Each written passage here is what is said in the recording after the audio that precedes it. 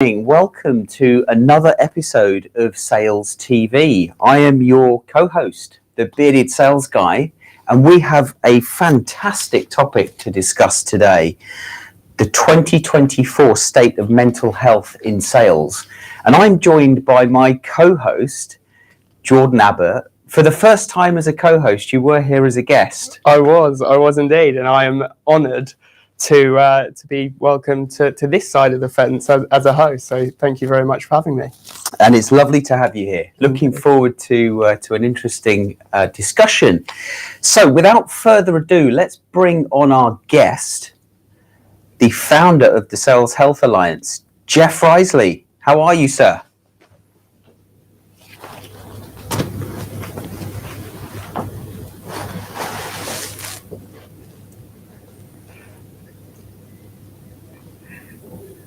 Yeah, you are indeed a celebrity. Now, tell us why do you tell us a bit about the Sales Health Alliance and why you set the business up.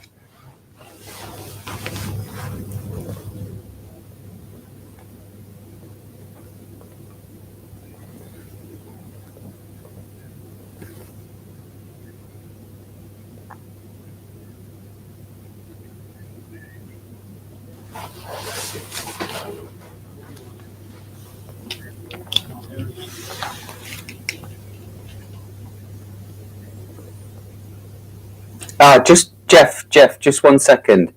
The audience, couple of messages from the audience. They can't hear Jeff. Production. Testing. Go ahead, Jeff. Audience, tell us if you can hear Jeff now.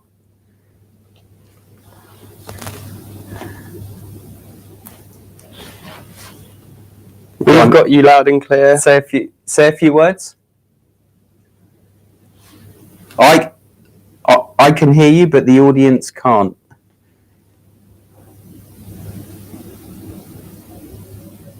No.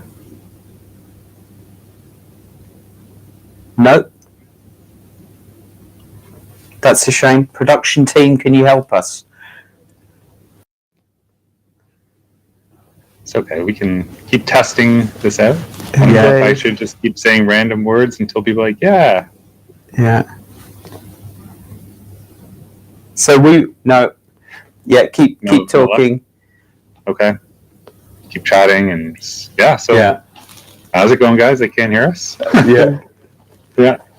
I think it's fixed. Is it fixed? I can hear you loud and clear, but I'm waiting to see what the audience says. Yeah, audience? Yes, we've got you. Woo! Woo! Small technical glitch. Keeps us on our toes, right?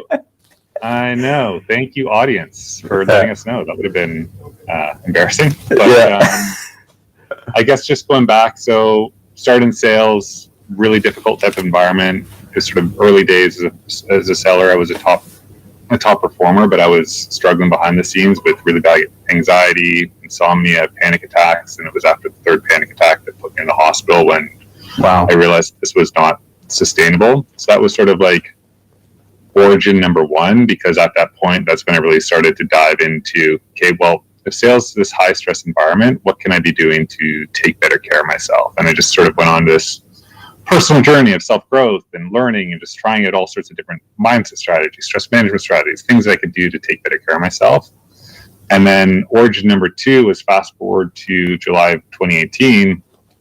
During those kind of next, I guess, 8 or 10 years or so, I advanced different sales leadership roles, continued to work in sales.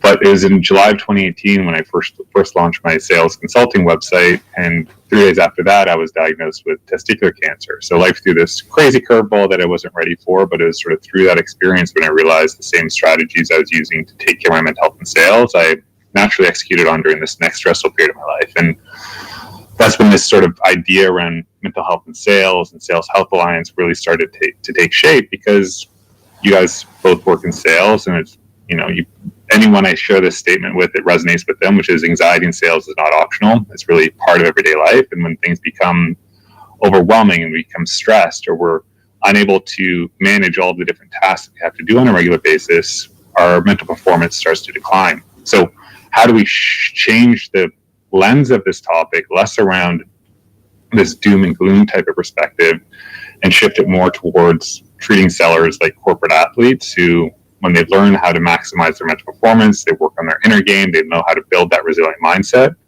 they're able to show up more consistently and perform their best every single day. And it's been 5 years since, just over 5 years now since Sales Helpline started, and it's been cool to see the work of helping over 10,000 sellers at this point really enhance their mental performance and learn the tools and the strategies to really thrive under pressure in a high pressure sales role.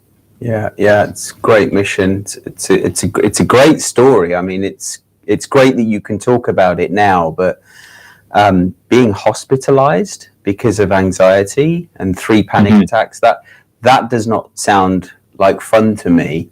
And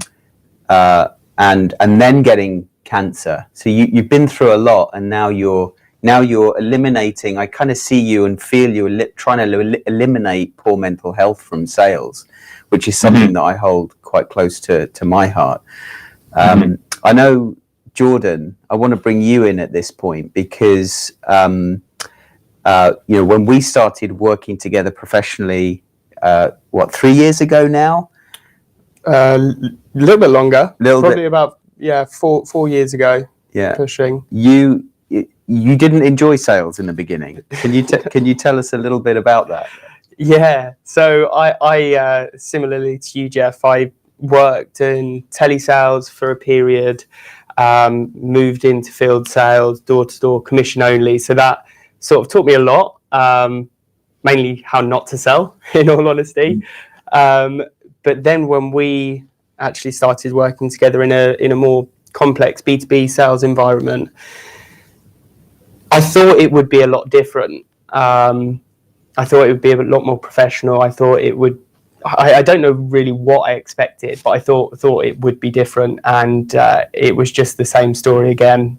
Very high pressure, feeling like I was banging my head against the wall, doing these tasks, taping a telephone to my head, sending out a ton of tailored emails, and just not getting the results that I wanted or desired.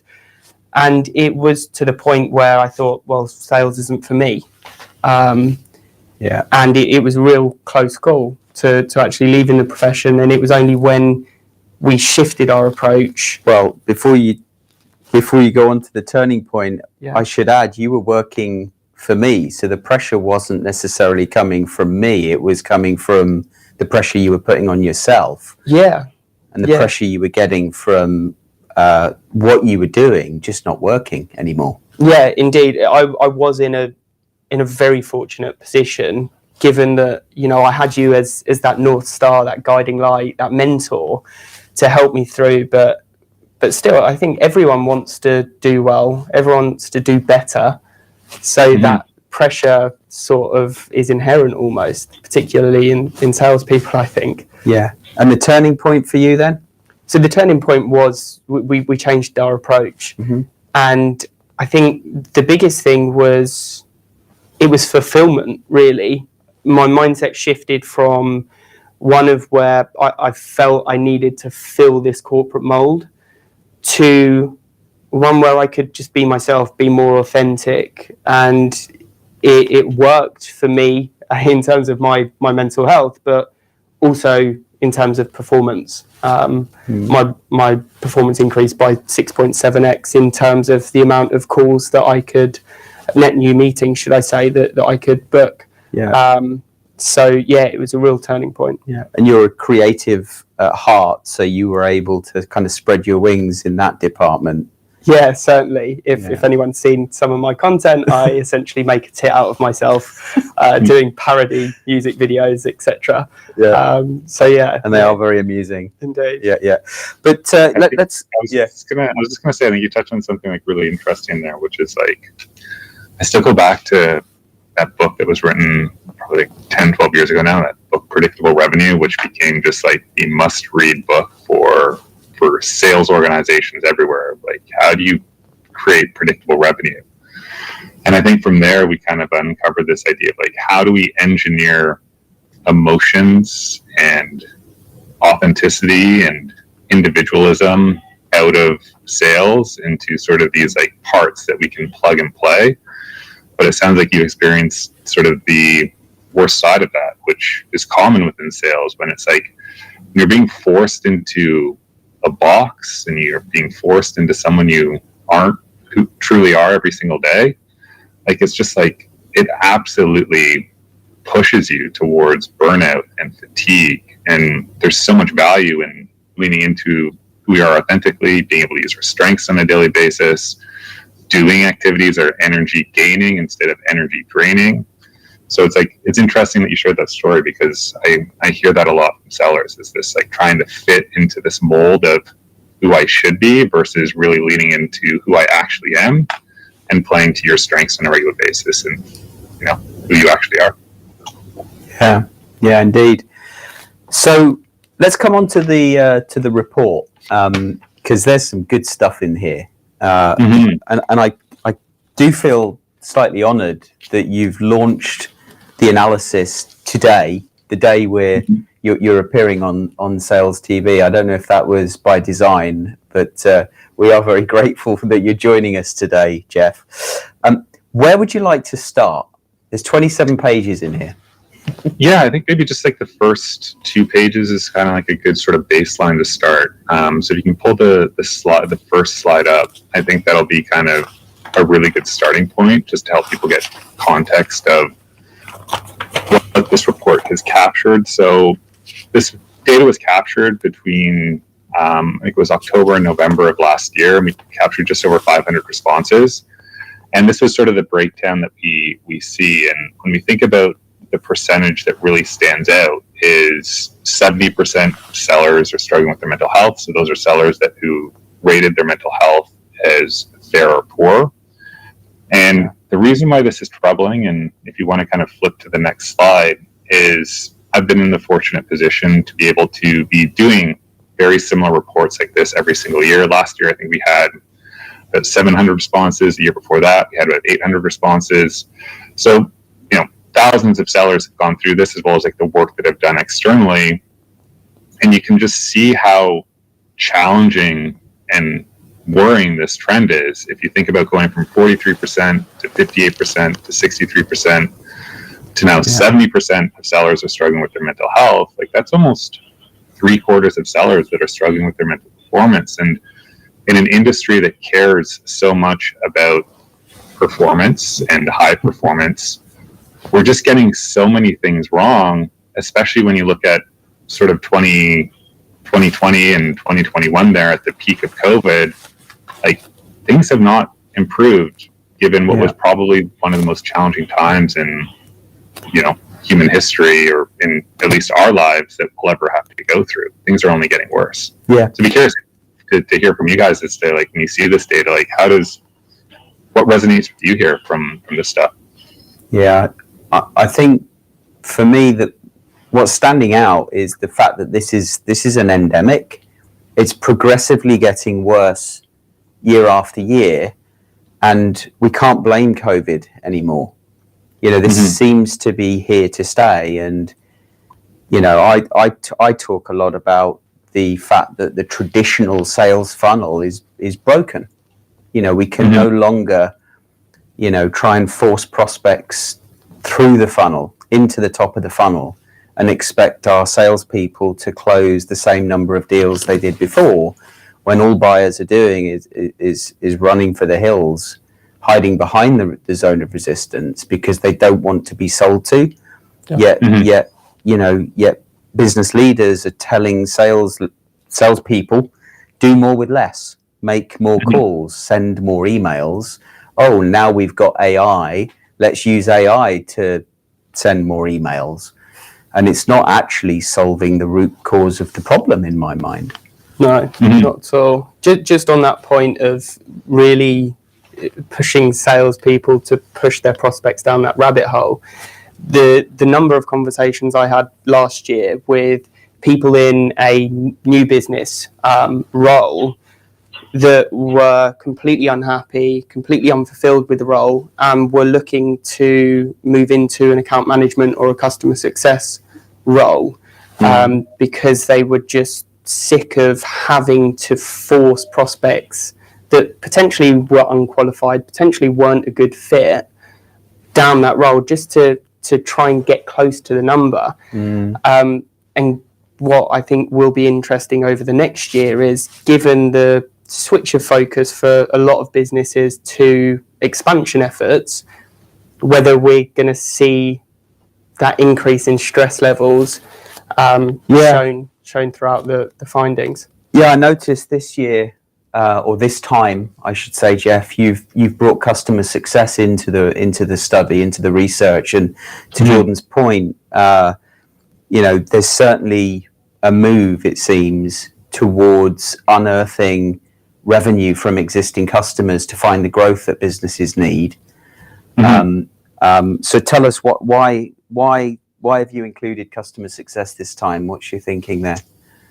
I think where we get a lot of things wrong, and you can toss the next slide up, which kind of shows the breakdown of roles, but I think why customer success is important to include, and why we get a lot of sort of the mental health conversation wrong just in general, is we typically default to HR, and this is sort of housed as like HR is responsible for mental health within our organization. And the biggest mistake that they make is they then approach the mental health conversation treating it as their organization as a collective whole, which is leading to general solutions, like they buy a meditation app or they invest into some EAP program, as opposed to realizing that sort of the best way to approach this is treating each department as their own individual kind of piece that is facing their own unique stressors within those roles. So the stressors that a frontline sales manager might make are going to be different than an AE and an SDR and a customer success, and someone working in operations versus someone working in legal. Like, you can't have general solutions, and the thing that really matters is putting context around why certain strategies work and connecting that to the various stressors that a seller or someone in customer success or a leader faces, so that they understand why this sort of strategy or why this sort of investment is important and how it's going to help them perform in their role. But I think, to your point, one of the most troubling trends that I see is, like, if you see across all of the different roles that are listed in front of you, every single role except for sales leaders and executive leadership has increased by a certain percentage from last year. So sales leadership and executive leaders is the only one that decreased. Now, it's not by much, but when I see that, I get concerned, because this could be the sign of a much bigger problem starting to arise, in the sense that the ability for a sales leader to understand how challenging it is to be an AE or an SDR right now, their perspective on what's stressful is decreasing, while an individual seller's perspective is increasing. And a lot of that has to do, I think, with sales leaders today being unwilling to lean in and understand what's going on with millennials, what's going on with Gen Zs, what's actually happening. Because I was in a mental health in a private mental health group, and something I realized a person shared was, she's a Gen Zer, she's new into the environment, and she said within her group of 3 or 4 friends, they've collectively been laid off 10 times within a 2-year period. Yeah, so it's like become the norm. Yeah, that's become the norm. And if you think about what's happening, that the stressors, the lack of trust that new hires are coming in, like, this gap is going to continue to widen. And if I put myself in a Gen Zer's shoes, or even as a millennial, I feel this right now, is like unaffordable housing, uncertain market conditions, wars raging around the world, climate change. Like, there are these external stressors. Society is in a period of intense change, where the volatility, the uncertainty, the complexity, and the ambiguity, it is increasing at an extreme rate.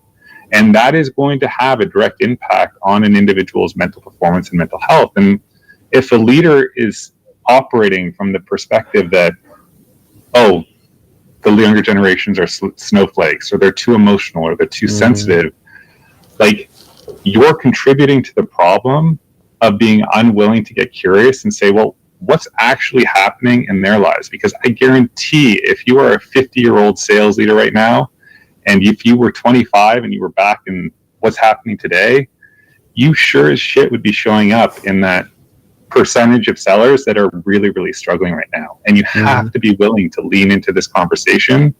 Even if you don't care about people, if you care about revenue, this is the most important growth metric that you can focus on. Yeah, wow. I agree. How can sales leaders start that conversation with their sales force? So I think that's a good segue into sort of the next slide if you want to pull it up.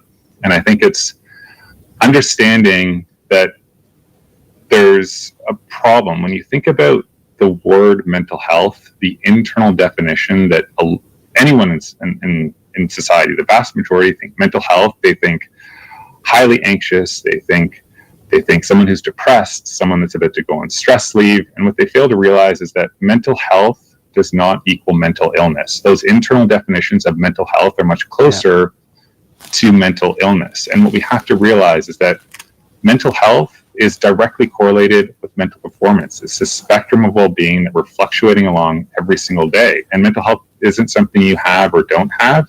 It applies to literally every single person. You as a leader, every single rep on your team, everyone is just showing up at different parts on these spectrums. And what this data is showing is that 70% of sellers are in this fair and poor stage. And your goal as a leader is to change this dialogue and shift it towards, well, I want my team to be mentally healthy. How do I move them towards a state in which they're excellent and very good? Because if you think about where high performance comes from, but more importantly, where does consistent performance comes from, it's being able to mitigate how much fluctuation happens up and down the mental health spectrum. Do you have that mental resilience where if something happens and you show up very good, to stay in very good, you can buffer stress? Or is your team very fragile? Are they operating under high stress where one day they have a very good day or they're showing up in a very good state, but something happens and they lack the skill set to be able to mitigate that? And over the next period of a few days or a few weeks, that person is now down to a state where they're fair or poor. So it's understanding that consistent performance is all about mitigating how much fluctuation happens up and down these mental health spectrums and giving your team the toolkits, creating psychological safety that will help pull the majority of your team closer to these states in which they're very good and excellent on a regular basis. That's what we have to change as leaders, not as something you want to sweep under the rug, but say, hey, there's this massive problem and we need to focus this from a mental performance lens and connect it to revenue generating opportunities that we're so focused on achieving every single month, quarter, and year. Yeah. Look, this is really interesting stuff, and I'm conscious we're fast running out of time. And we could definitely continue. There's an interesting comment here from Gail Karach. If I've pronounced your name correctly, Gail, apologies if not. Jordan, you're a millennial. Jeff, do you have any thoughts on what Gail is saying here in terms of the millennial generation getting it right in the workplace today overall? Is there anything from the data that suggests that? Because from what I'm seeing, it doesn't look like a great story. Yeah, I think we're still in this transition period where I think there's opportunities for more leaders to kind of really lean in. I think millennials are still in this position where they're in leadership positions, but they're not high enough in leadership positions where they can start to challenge and break the mold. Like, I think a good slide would be to look at might be if you scroll down two more slides from this one, so you can just see just how challenging this data is. So this is just looking at the environment in general, and the way you want to kind of look at this data is the statement that you want to know is among sellers who are working in very supportive environments. So this is this far right column, 78% rated their mental health as good or better. when sellers are working in highly toxic environments, only 8% rate their mental health as good, with 0% describing it as better.